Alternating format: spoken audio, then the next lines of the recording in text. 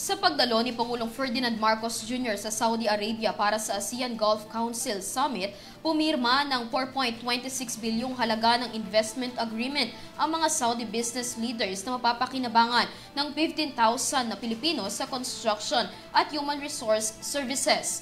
Si Judy Ann Placedes sa detalye ng report.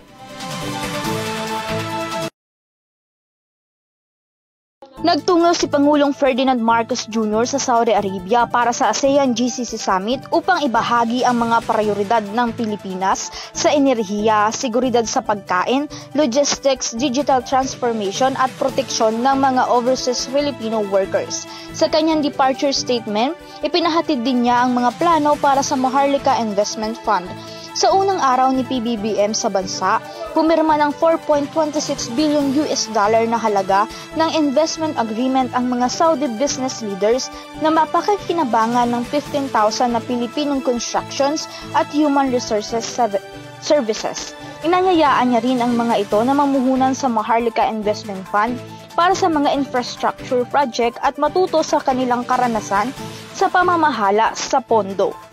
Para sa EuroTV News, Judy Ann Placedes sumasaludo sa bawat Pilipino.